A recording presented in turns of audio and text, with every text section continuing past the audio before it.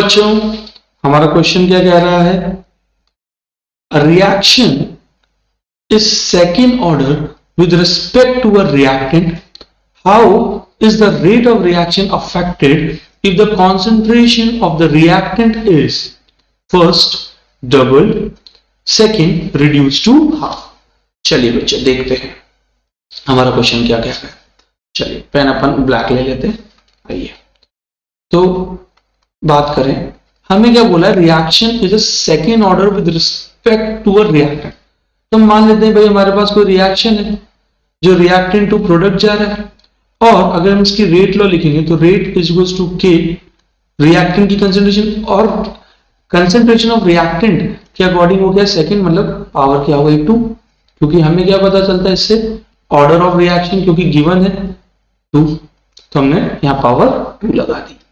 अब हमसे बोला है how is the rate of reaction affected if the concentration of reactant is doubled. सबसे पहले बात करें, मतलब यही जो R की कंसेंट्रेशन इनिशियली है, अगर इसको मैं इंक्रीज करके 2R कर दूं, तो अब अगर मैं रेट कैलकुलेट करूंगा 2R कंसेंट्रेशन पे तो क्या होगी, तो एक नई रेट ले लेते हैं, रेट डैश के, और पुरानी कंसेंट्रेशन की जगह नई कंसेंट्रेशन 2R की पावर 2 लगा देते हैं।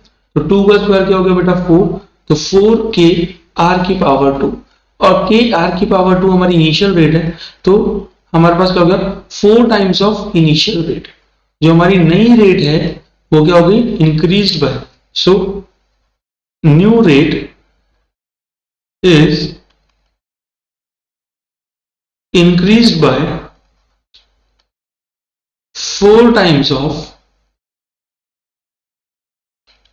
Initial rate. तो इस तरीके से बेटा हमारा फर्स्ट पार्ट होगा। सेकंड पार्ट अगर हम बात करें, अब वो बोल रहा है कि यही जो आपकी इनिशियल कंसेंट्रेशन R है, इसको आपने रिड्यूस कर दिया कितने पे, हाफ, मतलब दैट इज R/2।